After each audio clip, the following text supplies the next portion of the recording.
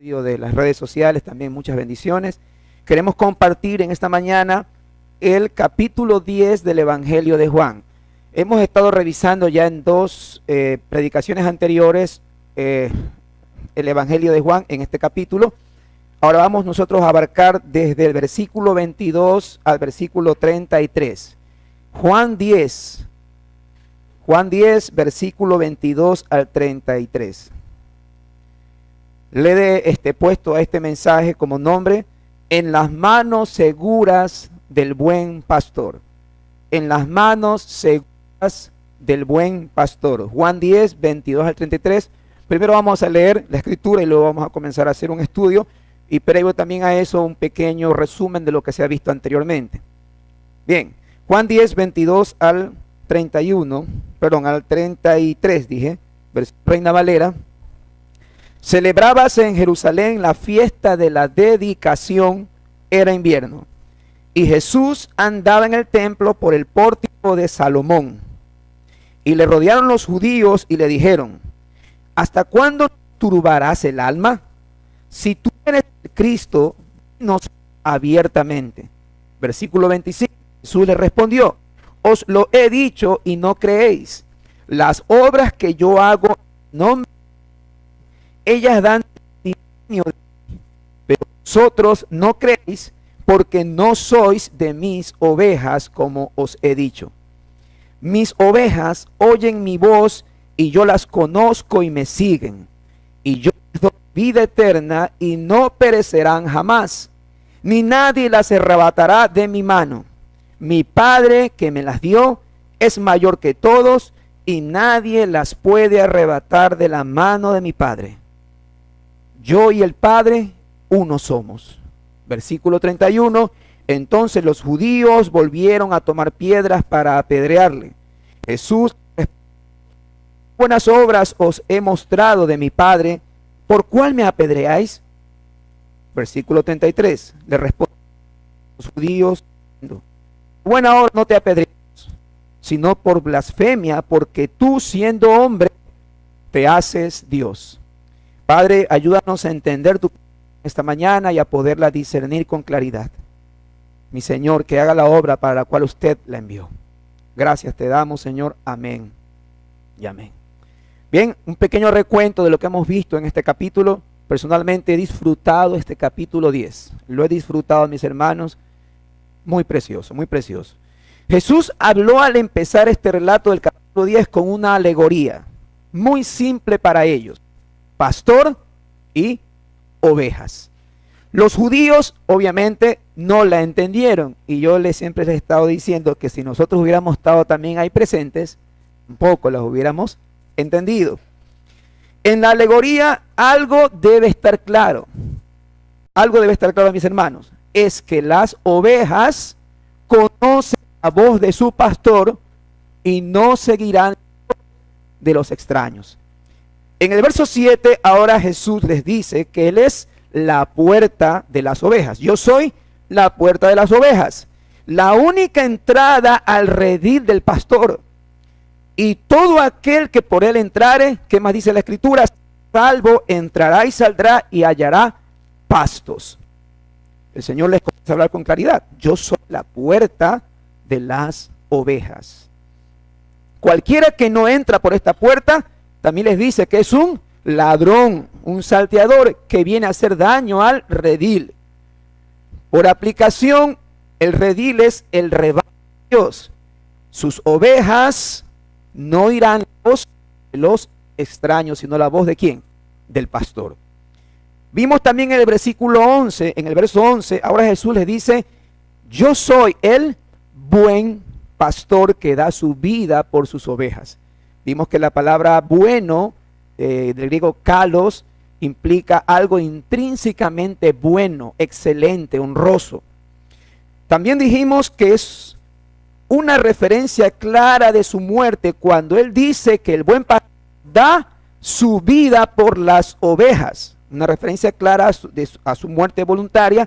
Y esto era también, en el mensaje anterior, era necesario hacer para instituir un nuevo pacto con su sangre y hacer remisión de pecados. No sé si se acuerda de esa parte porque les dice, el buen pastor da su vida por sus ovejas. Una referencia clara a su muerte expiatoria. Su muerte fue un sacrificio expiatorio que aplacaría la ira de Dios que demandaba justicia.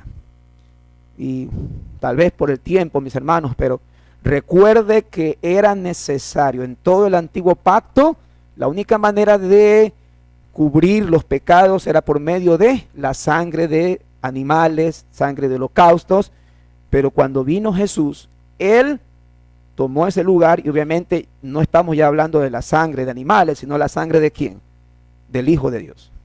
El Señor demandaba justicia, pero la sangre de los animales no podía quitar esa demanda. Tenía que ser la sangre de su Hijo. Entonces, hablar de expiar es quitar la culpa mediante un pago o un sacrificio. Esa palabra expiar. También dijimos en el mensaje anterior que esa expiación era solamente para ¿quiénes? Para sus ovejas. Es decir, es limitada para sus ovejas y no para todo el mundo como se piensa. Yo le puedo estar hablando de esto a alguien, tal vez que no conoce de Dios, y él se identifica con una oveja, pero a lo mejor no es creyente, pero él cree que es oveja porque él guarda una religión. Pero la verdad, mis hermanos, que es el sacrificio expiatorio del Señor fue eficaz para sus ovejas. Fue exclusivo para sus ovejas. Él dio su vida por sus ovejas. Y cuando hablamos de ovejas, hablamos de creyentes verdaderos, regenerados por la obra del Espíritu Santo. En el mensaje anterior hablamos algo sobre esto que en teología se llama expiación limitada. El sacrificio de Cristo limitado ¿para quién? Para sus ovejas, sus escogidos. En contraste también vimos que la obra del buen pastor se tiene una opción clara con ¿quiénes? Con los asalariados. El asalariado que se representa como un falso pastor que solo quiere aprovecharse de las ovejas y estos son hombres que escogen el ministerio como una pasión cómoda, sin verdadero amor para con las ovejas de Dios, y no enseñan la verdad del evangelio, sino sencillamente, como Timoteo, fábulas y cuentos. En el mensaje anterior hablamos de eso, el asalariado.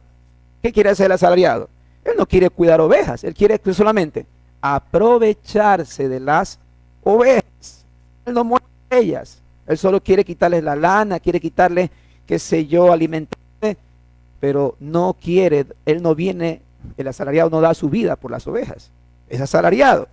Y la aplicación son estos fraudulentos del evangelio que solamente por una opción cómoda no enseñan la verdad del evangelio, sino que enseñan fábulas y se aprovechan de las personas que desconocen la palabra de Dios. ¿Cómo se identifica un falso maestro? También tocamos algo con respecto.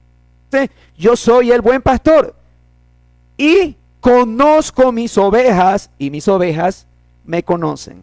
Hablamos de esa relación de conocer, del griego ginosco, una relación de un conocimiento íntimo, profundo.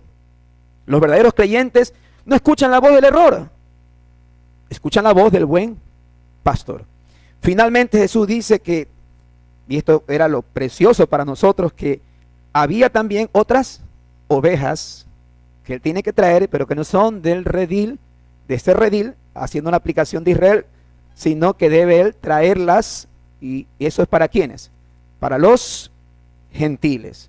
Por aplicación son los gentiles que entrarían a formar parte del pueblo escogido de Dios. Amén. Ahí hemos hecho un pequeño recuento de lo que habíamos visto en los mensajes anteriores. El mensaje de hoy lo he titulado, como dije antes, en las manos seguras del buen pastor. Y vamos a empezar versículo 22. Juan 10, 22, 23 dice así. Juan 10, 22 y 23. Celebrábase en Jerusalén la fiesta de la dedicación, era invierno y Jesús andaba en el templo por el pórtico de Salomón. Al llegar a este punto, mis hermanos, estos versos 22 y 23 Ahora sí encontramos una discontinuidad en la narración. El Señor Jesús ya no estaba hablando a los fariseos, sino a los judíos en general. Realmente no sabemos cuánto tiempo transcurrió entre el versículo 21 y el 22. De pasada, esta es la única mención en la Biblia de una fiesta que se llama la fiesta de la dedicación, o en hebreo, Hanukkah. No está bien pronunciado realmente, la fiesta del Hanukkah. Se cree generalmente que esta fiesta fue instituida por Judas Macabeo cuando el templo fue rededicado en el año 165 a.C., después de haber sido contaminado por Antíoco Epífanes. Era una fiesta anual instituida por el pueblo judío y no era una fiesta de las dedicadas a Jehová. Es importante que conozcamos esto.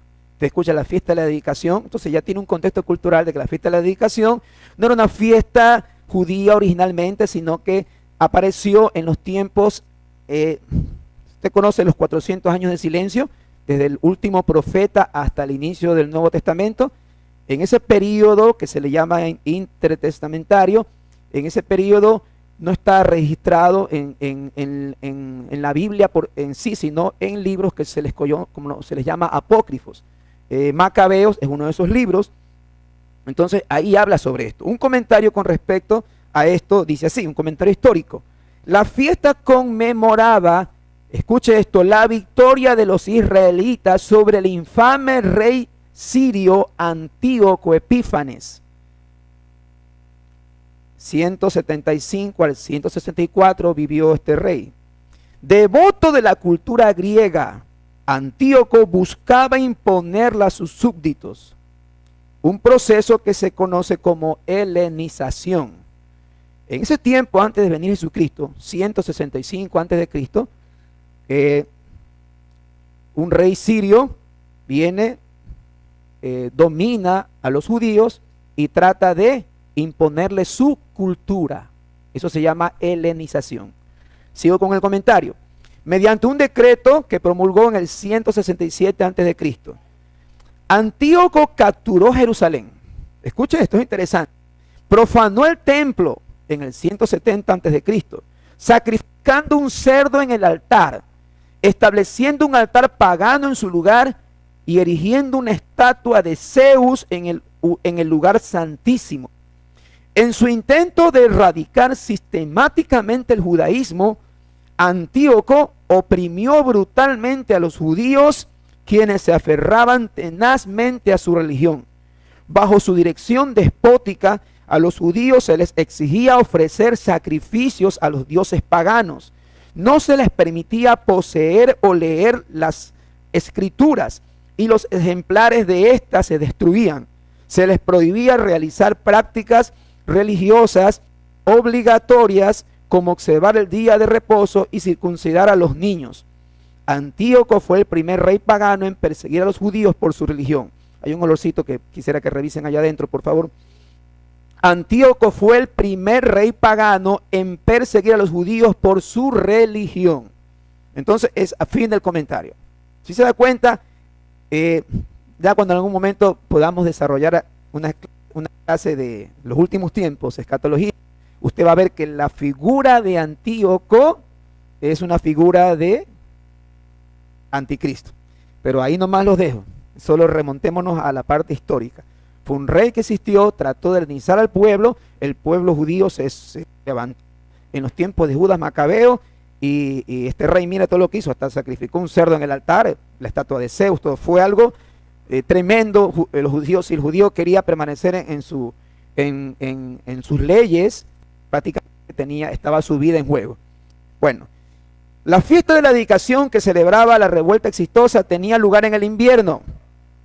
Por eso dice la escritura que Jesús se paseaba por el templo, por el pórtico de Salomón, y que era invierno, lo cual puede explicar por qué Jesús andaba por el templo. Probablemente hacía frío, así como hoy día, y podía estar lloviendo, pues el invierno es la temporada lluviosa en Palestina. Vamos con el versículo 24. Eso nos permitió tener un panorama histórico, geográfico, ¿no?, del asunto. Dice así el versículo 24.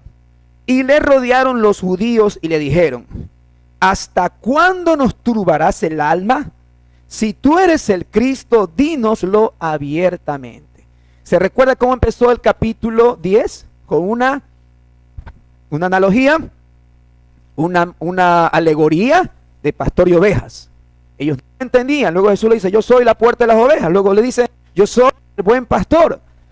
Entonces ellos se acercan y les dice, háblanos. ¿Hasta cuándo nos turbas? ¿Hasta cuándo nos confundes? Háblanos abiertamente.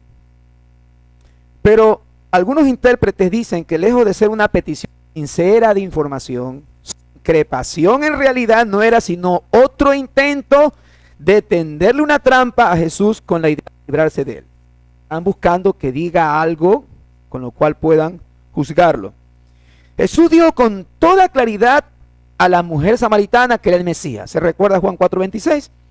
Y también al que nació ciego, Juan 9:37, que él era el Mesías. Pero no habló explícitamente a los fariseos de la misma forma. No lo hizo tal vez de la misma forma. Esto es muy interesante.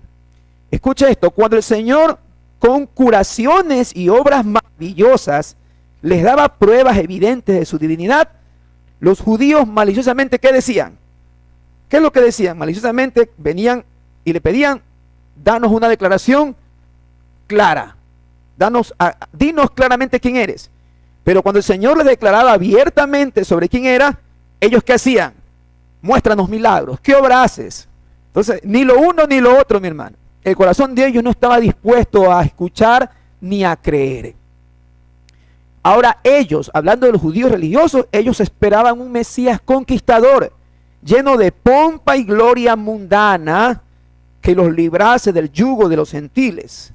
Y nada de esto reconocían en el Señor, pero al mismo tiempo eran testigos de los ruidosos milagros con que se acreditaba al que podía ser el ungido de Dios.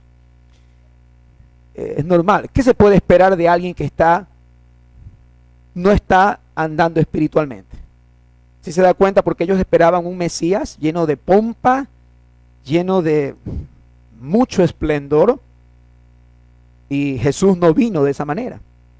Versículo 25. Jesús le respondió, os los he dicho, y no creéis. Las obras que yo hago en nombre de mi Padre, ellas dan testimonio de mí. Ellos vienen y le dicen, dínoslo abiertamente, ¿eres tú el Mesías? ¿Hasta cuándo nos turbas el alma? Él les dice, ya los he dicho, y no creéis. Ahora mire cómo hace referencia a las obras. Otra vez recordó a los judíos que él hacía sus milagros por autoridad de su Padre y para gloria de su Padre. Al hacerlo así mostraba que él era verdaderamente aquel que el Padre había enviado al mundo. Jesús ya les había dicho abiertamente quién era. De hecho, había pasado los últimos 3 años en su ministerio haciéndolo. Y no solo eso, las obras que hizo en el nombre del Padre también demostraba que él era el Mesías, el Hijo de Dios, Dios hecho carne. Juan 5:36, ya lo leímos anteriormente. Dice así, mas yo tengo mayor testimonio que el de Juan, porque las obras que el Padre me dio para que cumpliese, las mismas obras que yo hago, dan testimonio de mí que el Padre me ha enviado. Si se da cuenta, ya se los había dicho. Incluso haciendo una referencia a las obras que las había hecho porque el Padre, porque como dice aquí, el Padre lo había enviado para esas obras. El testimonio entre los judíos era de claro conocimiento. Quiero decir, era vox populi, como decimos nosotros, lo que hacía Jesús. Era claro. Cuando sanaba a un ciego, cuando levantaba un paralítico, y más adelante vamos a ver en el capítulo 11, cuando resucita a Lázaro. O sea, mi hermano, eso es algo que así como nosotros lo llamamos ahora, es viral, ¿no? En ese tiempo no había el internet ni había redes sociales, pero era algo que se expandía rápidamente el hecho de ver las obras portentosas del Señor. Entonces, testimonio entre los judíos era de claro conocimiento para ellos. Miren lo que dice esta cita, Hechos 2:22.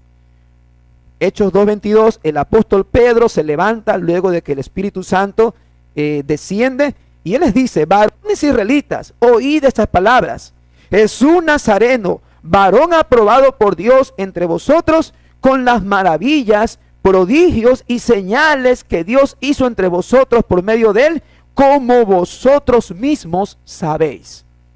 Era de claro conocimiento. Los judíos conocían, esto no era de secretitos. Usted se recuerda cuando el Señor sanaba a alguien, le decía: no, preséntate al sacerdote y lleva tu ofrenda, cumple lo que la ley. Pero muchos de los que eran sanados, ¿qué es lo primero que hacían? Llegaban y, como dice ahí, todo el mundo se enteraba de qué es lo que había pasado. Pero en el caso de los judíos religiosos, para ellos de nada servía todo esto, porque sencillamente, como lo dice el siguiente versículo, Juan 10:26, ellos no creían. Juan 10:26, ¿qué le dice el Señor? Pero vosotros no creéis, que no sois de mis ovejas, como os he dicho. Escuche, no creéis porque no sois de mis ovejas. Ahora, Jesús había expuesto abiertamente el origen espiritual de los judíos religiosos que le rechazaban. Ya lo había hecho. Recuerde Juan 8:44. Dice así: vosotros sois ¿de quién? De vuestro padre el diablo, y los deseos de vuestro padre queréis hacer. Ya el Señor se los había dicho. Ya él había juzgado esa situación. Y el versículo 47 dice, 8:47 también: el que es de Dios, las palabras de Dios oye. ¿Y qué le dice a ellos? Pero esto no lo oís vosotros. ¿Por qué sencilla razón? Porque no sois de Dios. Recordemos también la relación de conocimiento íntimo que hay entre el pastor y sus ovejas. Ya también tocamos sobre esto. El hecho de la palabra griega ginosco. Las ovejas oyen su voz y las llama por su nombre. Las ovejas siguen y conocen la voz del pastor. Las ovejas no escuchan la voz de los extraños. Las ovejas conocen a su pastor. Entonces, si las ovejas conocen y tienen esa relación íntima con su pastor, en el caso de ellos, ellos no creían porque sencillamente no eran de sus ovejas. Los líderes judíos no hacían estas cosas porque sencillamente no pertenecían a ese rebaño. Ahora una cuestión importante. ¿Qué dice la Escritura con respecto a que no creían porque no eran sus ovejas? Dice, no creían porque no eran sus ovejas. Y aquí quiero tocar un poquito aquí, que usted preste atención, mi hermano. Cuando hablamos siempre, a medida que crecemos en la fe, yo no lo tengo aquí anotado, a medida que crecemos en la fe, no sé si usted se da cuenta que a medida que el conocimiento de la palabra va aumentando y vamos en ese camino de santificación progresiva, usted se da cuenta que muchas de las cosas que las veía antes, las veía desde su propia perspectiva humana. Pero a medida que crecemos en el Señor, comenzamos a entender no la perspectiva tanto humana, sino la perspectiva de Dios, cómo Dios ve las cosas. Entonces, ¿por qué no creían? No sé si se ha preguntado por qué no creían. Desde la perspectiva de la responsabilidad del hombre, miren lo que le digo.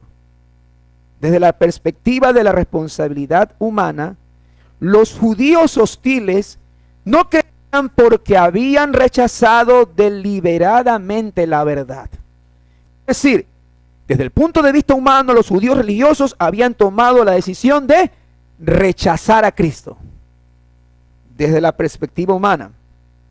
Pero, desde el punto de vista de Dios, de su soberanía, estos no creían porque no eran ovejas del Señor, las que el Padre le había dado ¿a quién? Al Hijo. Es interesante esto, no sé si me está captando. Desde el punto de vista humano, ellos rechazaron. Pero desde la vista de Dios, ellos no eran de sus ovejas. La comprensión de estas realidades obran juntas y va más allá de la comprensión a veces que tenemos nosotros, muy limitada. No podemos ignorar que el hombre es responsable en cuanto a creer, porque dice, como dice el pasaje, ellos no creían porque no eran de las ovejas. Entonces, no podemos ignorar que es responsable en cuanto a creer. Algunos versículos que voy a leer. Mateo 3:2. Y diciendo, arrepentíos porque el reino de los cielos se ha acercado. Mire, el Señor diciendo, arrepiéntanse. Si se da cuenta, ¿quién es el que decisión ahí? ¿Quién toma la decisión? ¿Quién escucha? El mensaje del Evangelio. Hechos 17:30. Pero Dios, habiendo pasado por alto los tiempos de esta ignorancia, ahora manda a todos los hombres en todo lugar a que se arrepientan. ¿En quién cae la responsabilidad? El hombre. Juan 3:18. El que en él cree no es condenado, pero el que no cree ya ha sido condenado porque no ha creído en el nombre del unigénito Hijo de Dios. La responsabilidad de creer, ¿en quién cae? En el hombre. Pero al mismo tiempo tampoco podemos ignorar que Dios es soberano en la salvación. Dos pasajes, Juan 6:37, que ya lo hemos leído anteriormente. Todo el que el Padre me da, vendrá a mí, y el que a mí viene, no le echo fuera. Todo el que el Padre me da, vendrá a mí. Juan 17:6, me salto a Juan 17:6 porque todavía no hemos llegado ahí. Dice así, he manifestado tu nombre, el Señor Jesús, en la oración que le llaman sacerdotal, orando por sus discípulos en el aposento alto. He manifestado tu nombre a los hombres que del mundo me diste. Tuyos eran y me los diste y han guardado tu palabra. Entonces, si se da cuenta las dos perspectivas que hay aquí, esperemos no tratar de complicarnos mucho en este tema, solo dejar algunas cosas claras. Pero el hecho de que Dios sea absolutamente soberano en la salvación es el fundamento de la fe cristiana. Dios es soberano. Juan 1:13, ¿qué dice? Los cuales no son engendrados de sangre, ni de voluntad de carne, ni de voluntad de varón, sino de ¿quién? De Dios. Romanos 9:16. Wow. Así que no depende del que quiere, ni del que corre, sino de Dios quien tiene misericordia. Y Efesios, mi hermano, usted lee los primeros capítulos de Efesios, usted se va a maravillar en cuanto a la realidad de Dios con respecto a la salvación. Efesios 1:4 y 5. Según nos escogió en él antes de la fundación del mundo, para que fuésemos santos y sin mancha delante de él, en amor, habiéndonos predestinado para ser adoptados hijos suyos por medio de Jesucristo, según el puro afecto de su voluntad. Según este pasaje, Él nos escogió desde cuándo. Él nos escogió. Ahora, desde la perspectiva de Dios, hemos sido entregados por su poder soberano aquí al Hijo. Desde nuestra perspectiva, nosotros vamos a Cristo. Y esto lo he dicho en otras ocasiones. Usted se da cuenta que cuando hemos llegado a Cristo por primera vez, siempre pensamos que fuimos nosotros quienes lo buscamos y estuvimos dispuestos a su llamado y a decir sí al Evangelio. No sé, cuando usted vino a los pies de Cristo, usted dice, Señor, te busco, yo quiero buscarte. Pero a medida que crecemos en la fe, nos damos cuenta que Él fue quien nos buscó a nosotros primero y nos llamó cuando estábamos muertos en nuestros pecados e incapaces de responder al Evangelio. No sé si usted se ha dado cuenta de eso. Usted al principio se las atribuye Señor, yo te escogí, yo dije que sí al Evangelio. Y cuando usted ya crece y tiene conocimiento en el Señor, usted se da cuenta, Padre, gracias, porque usted me escogió, aun cuando yo no podía decir que sí, a menos de que usted haya hecho una obra, la obra de regeneración en el creyente. Aunque estas dos verdades parecen difíciles de armonizar, estamos tocando esto por el asunto de los judíos. ¿Por qué no creían? Porque no eran de sus ovejas. Estas verdades parecen difíciles de armonizar. En la mente de Dios realmente no hay conflicto. El conflicto no está en nosotros. En nosotros está el conflicto. Cuando queremos tratar de razonar desde una perspectiva solamente humana. Es importante considerar que la soberanía, esto es interesante también, es importante considerar, mis hermanos, que la soberanía de Dios nunca excusa pecado del hombre. No es, por ejemplo, típico. Sí, ya el Señor dice en Juan 6:37, todo lo que el Padre me da, vendrá a mí viene, no lo he hecho fuera. Entonces, pastor, ¿por qué tenemos que evangelizar? Si ya todo el Padre ya lo ha hecho todo. Desde la perspectiva humana, tenemos un mandato. Mateo 28:19, ¿qué dice? Mateo 28:19. Por tanto, id y haced discípulos a todas las naciones, bautizándolos en el nombre del Padre, del Hijo y del Espíritu Santo. Si usted no está cumpliendo ese mandato, usted está pecando delante de Dios. Cuando usted comienza a buscar en la palabra, dice, ¿quién entregó a Jesús? Bueno, dice, Hechos 2:23. A este, hablando de Jesús, entregado por el determinado consejo y anticipado conocimiento de Dios. Quiero que entienda esto. ¿Qué dice Hechos 2:23? Está Pedro exponiendo y Pedro dice con respecto al Cristo, a este, entregado por el determinado consejo y anticipado conocimiento de Dios. ¡Wow! Y uno dice, ¿y qué parte metieron ahí los romanos y los judíos? Siga leyendo todo el pasaje. Prendisteis y matasteis por mano de inicuos, crucificándole. Si se da cuenta, el mismo pasaje está hablando de que detrás de todo el asunto de la crucifixión, ¿quién estuvo? Dios. Pero eso no quiere decir que aquellos que participaron en la muerte de Cristo estén libres de culpa. Y si se quiere preguntar algo sobre Judas, ¿fue traidor Judas? ¿Traicionó realmente al Señor? Lucas 22:22. A la verdad el Hijo del Hombre va según lo que está determinado, pero hay de aquel por quien es entregado. Entonces usted dice, wow, Señor, si usted determinó esto, pero Judas no se escapa de la culpa. Hay de aquel por quien es entregado. Entonces, mi hermano, la verdad es que en la Biblia, desde la perspectiva de Dios, no hay tensión con respecto a esto. Tal vez nosotros tenemos a veces, Señor, y encontramos esa tensión.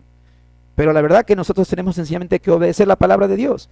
La verdad de todo esto es que los elegidos, sus ovejas, atenderán el llamamiento de Cristo, el pastor, por la salvación y continuarán en fe y obediencia para la gloria eterna. Ovejitas, hay que obedecer. Esta realidad se expresa en los siguientes versículos. Cuando el Señor les dice, ustedes no son de mis ovejas, no creen porque no son de mis ovejas. ¿Qué dice el versículo 27 y 28? Juan 10, 27 y 28. Mis ovejas oyen mi voz y yo conozco, ¿y qué hacen? Y me siguen. Y yo les doy vida eterna y no perecerán jamás, ni nadie las arrebatará de mi mano. Mire que con todo esto que hemos explicado, llegamos a un punto que es para nosotros clave, mis hermanos. Solamente por poner algo algo con respecto a semántica. ¿Cómo se escucharía estos dos mismos versículos pero en negativo? Escuche. Mis ovejas no oyen mi voz y yo no las conozco. y no me siguen, y yo no les doy vida eterna, y perecerán jamás, y las arrebatarán de mi mano. Ese es el negativo. ¿Se puede usted dar cuenta cuando usted lee: mis ovejas oyen mi voz y yo las conozco y me siguen, y yo les doy vida eterna y no perecerán jamás, y nadie las arrebatará de mi mano? Usted se puede dar cuenta de la seguridad que Dios da a sus ovejas. Usted se puede dar cuenta de eso, mi hermano. Por eso el título de este mensaje: en las manos seguras del buen pastor. El Señor está diciendo que sus ovejas no necesitan temer perderse. En ninguna otra parte de las Escrituras afirman tan fuertemente la seguridad absoluta y eterna de todos los cristianos verdaderos. Cristianos verdaderos, mi hermano. Esto no es una justificación para decir: si ya soy salvo, hago lo que me da la gana. Entonces nunca fue un cristiano verdadero, porque un cristiano verdadero vive conforme a la voluntad de Dios y glorifica a Dios con su vida. La seguridad del creyente no está en algo que éste pueda hacer. No depende de sus esfuerzos o logros humanos, depende enteramente de Dios. Usted puede sentir esa seguridad. Y a veces nosotros cuando empezamos en la fe, a veces estamos asustados porque ya hacemos algo y decimos: Señor, ya estoy condenado para el infierno. Mi hermano, si todavía hay conciencia de pecado, acuérdese cuál es la obra del Espíritu Santo. Él convencerá ¿de qué? De pecado, de justicia y de juicio. Si hay conciencia de pecado, hay conciencia de que usted ha manchado o ha contristado el Espíritu Santo, dele gracias al Señor, porque todavía puede responder como una oveja escogida por Dios. Dios preserva la salvación de sus creyentes, pero el creyente persevera en esta salvación. ¿Sí entiende eso? Dios preserva la salvación. Romanos 8, 38 y 39 dice así: por lo cual estoy seguro, dice el apóstol Pablo, de que ni la muerte, ni la vida, ni ángeles, ni principados, ni potestades, ni lo presente, ni lo porvenir, ni lo alto, ni lo profundo, ni ninguna otra cosa creada nos podrá separar del amor que es en Cristo Jesús, Señor nuestro. Solo por traer una cita: ¿acaso habrá algo que pueda separarnos del amor que es en Cristo Jesús? Pero el creyente también debe, ¿qué cosa? Si Dios preserva la salvación, el creyente, ¿qué debe hacer? Perseverar en ella. Mateo 24, 11 al 13. Y muchos falsos profetas se levantarán y engañarán a muchos. Y por haberse multiplicado la maldad, el amor de muchos se enfriará. Mas el que persevere hasta el fin, este será salvo. En teología se le ha llamado a esta enseñanza la perseverancia de los santos, o como también algunos teólogos le dicen, la preservación de los santos. Es un juego de palabras, pero claro, usted persevera, pero Dios preserva. Hablando de ¿quiénes? Sus ovejas. ¿Quiénes? Sus escogidos. Oiga, esto es tan claro, mi hermano. Dice: nadie las arrebatará de mi mano.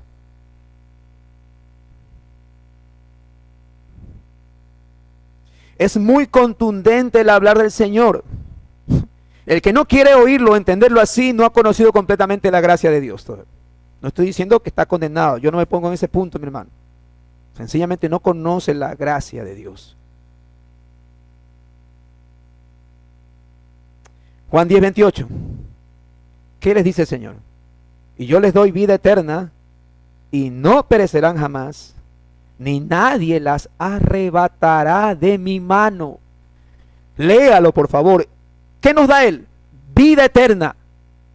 ¿Qué seguridad nos da Él? Que no pereceremos. no perecerán jamás, ni nadie las arrebatará de mi mano. Su sacrificio en la cruz fue eficaz para sus ovejas. Él no estaba apuntando a posibles conversiones de fe. Claro que no, mi hermano. Él no estaba jugando para ver si se era salvo o no era salvo. Él estaba dando su vida preciosa. ¿Por quiénes? Por sus ovejas, las que el Padre le dio. Su sacrificio fue eficaz y, como lo hemos dicho, limitado para sus escogidos. Y es a estos a quienes da vida eterna y no perecerán jamás. Y Él no permitirá que nadie se las pueda quitar de su mano. ¿A usted le alegra eso? ¿A usted le da la seguridad, mi hermano? Pero asimismo la responsabilidad también de qué? De que usted también pueda llevar este mensaje a otros. ¿Sabe cuántos creyentes están temerosos de perder su salvación? Tal vez por no tener una clara teología en cuanto a la voluntad de Dios con respecto a este tema de la salvación. Una vez más, Juan 6, 39 y 40. Juan 6, 39 y 40. Y esta es la voluntad del Padre, el que me envió, que de todo lo que me diere no pierda yo nada, sino que lo resucite en el día postrero. Y esta es la voluntad del que me ha enviado, que todo aquel que ve al Hijo y cree en Él tenga vida eterna, y yo le resucitaré en el día postrero. Vamos al siguiente versículo del pasaje principal. ¿Qué dice el Señor también? Mi Padre, Juan 29, mi Padre que me las dio es mayor que todos y nadie las puede arrebatar de la mano de mi Padre. Mire el énfasis. O sea, no solamente el hecho de que nadie se las arrebatará de la mano del Hijo, sino que también están en las manos también de quién. Que están en las manos del Padre. Dice, nadie las puede arrebatar de la mano de mi Padre. Y ahí viene la frase que usted conoce, ha escuchado, Juan 10:30. ¿Por qué razón? Porque yo y el Padre uno somos. Yo y el Padre uno somos. Un comentario del pastor MacArthur con respecto a esto. El Padre y el Hijo garantizan conjuntamente la seguridad eterna de los creyentes, porque Jesús declaró, yo y el Padre somos uno. La palabra griega para uno es neutra, no es masculina, habla de una sustancia, por eso es que algunos dicen una sola cosa, no de una persona. Así la unidad de ellos en propósito y acción para salvaguardar a los creyentes se apoya en la unidad de su naturaleza y esencia. Dicho de otra manera, mi hermano, no es lo mismo que lo diga yo, que lo diga ¿quién? Dios. Que lo diga Dios encarnado. La seguridad está en que en su esencia, en su naturaleza divina. Por esa razón, cuando los judíos escucharon eso, cuando él habló de esta manera tan clara, mi hermano, ¿qué pasó en el versículo 31? Entonces, ¿qué hicieron los judíos? Volvieron a tomar piedras. ¿Para qué? Para apedrearle. ¿Usted piensa que los judíos no entendieron lo que les estaba diciendo? A ver, pongámonos en ese tiempo, nosotros judíos religiosos. Y cuando Jesús dice eso, mi hermano, coge la piedra. A ver, vamos a matar esto una vez. Aquí a la piedra por blasfemo. Porque nadie puede decir que es Dios en su misma naturaleza y esencia. Oiga, el judío entendió eso. El uno sacaba una piedra más grande, el otro una piedra más pequeña. Todos teníamos en mente lapidarlo por blasfemia. Los judíos enfurecidos por lo que percibían inequívocamente como una afirmación de blasfemia sobre la deidad de Jesús, justos en su opinión, explotaron en un ataque de ira y volvieron a tomar piedras para apedrearle. Y además, es la cuarta vez que intentaban matarlo en el Evangelio de Juan. Juan 5, 16, 18, Juan 7, 1, 8, 59 y ahora Juan 10, 31. Para que usted revise, Juan 5, 16 al 18, Juan 7, 1, Juan 8, 59 y Juan 10, 31. La cuarta vez. Pero asimismo todavía no era el tiempo para Jesús. Versículo 32, Juan 10, 32. Para terminar, Jesús le respondió: muchas buenas obras he mostrado de mi Padre, ¿por cuál de ellas me apedreáis? Le respondieron los judíos diciendo: por buena obra no te apedreamos, sino por la blasfemia, porque tú, si se da cuenta que entendieron, siendo hombre, te haces Dios.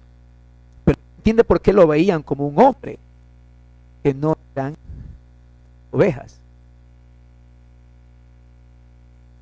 Los judíos negaron que le quisieran matar por ningún milagro.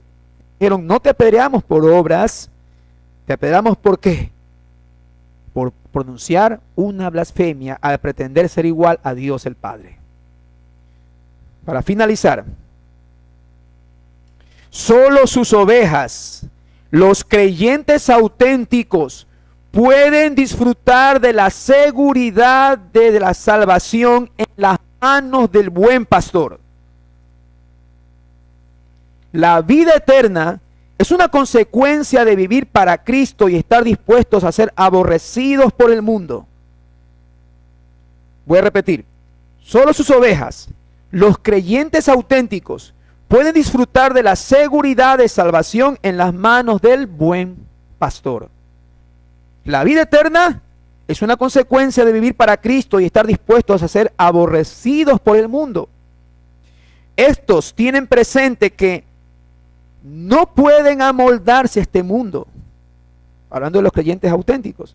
No pueden amoldarse a este mundo, sino permitirse transformados por medio de la renovación del entendimiento, por medio de la palabra que santifica sus vidas. ¿Dónde lo ha escuchado eso usted? Romanos 12. Estos tienen claro que si son ovejas, sus ovejas están dispuestos a obedecer la voz del buen pastor, permitir ser edificados en el rebaño del Señor, que es su iglesia, y solo en su iglesia podrán ser perfeccionados en amor y toda buena obra debajo de un liderazgo piadoso y bíblico. No sé si usted entiende esta aplicación. Si usted dice: ya, yo soy oveja, hasta cuando hablo me sale el me. Pero a lo mejor, mi hermano,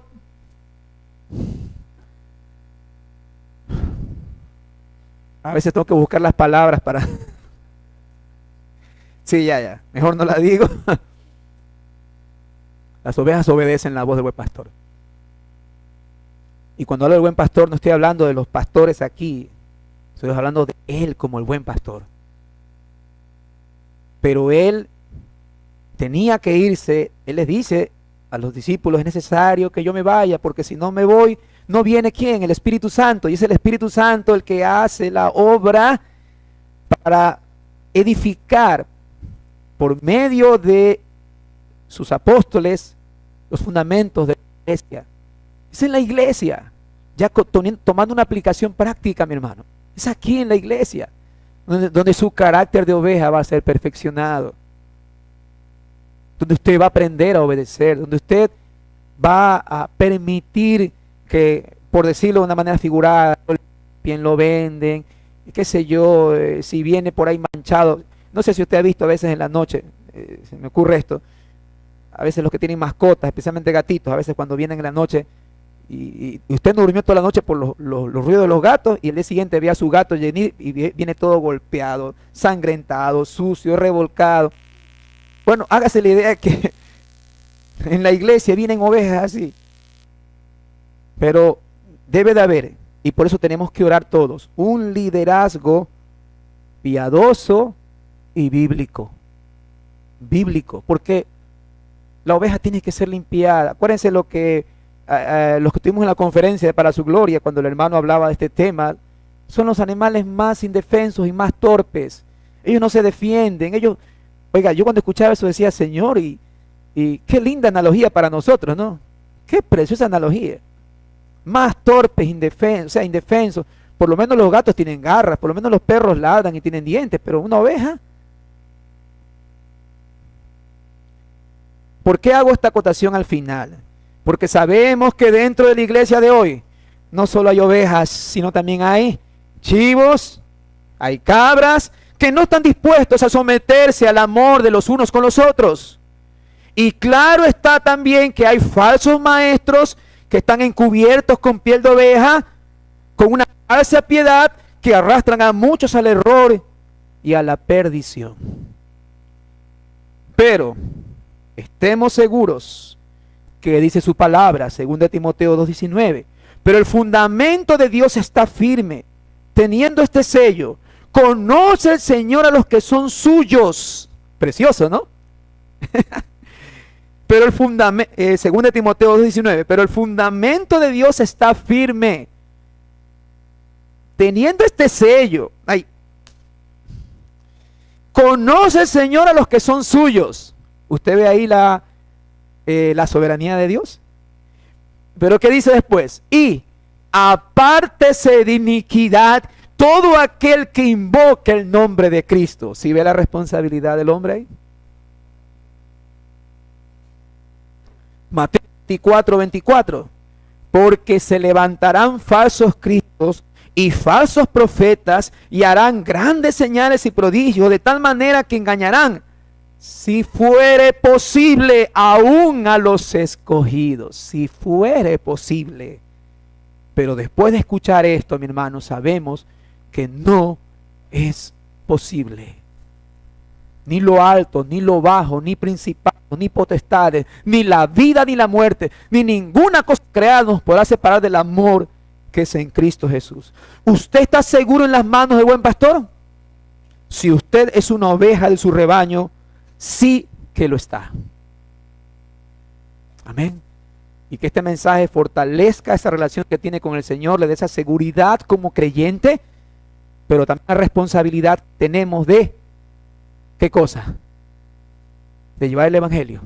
Hágalo, por favor. Hágalo.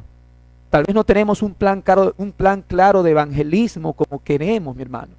Todas las cosas en su tiempo, pero eso no exime. Cada uno de ustedes esté realizando evangelismo personal. ¿A quiénes? A todos aquellos que están en su trabajo, en su negocio, en algún momento. Porque si usted no lo está haciendo, usted está cayendo en desobediencia.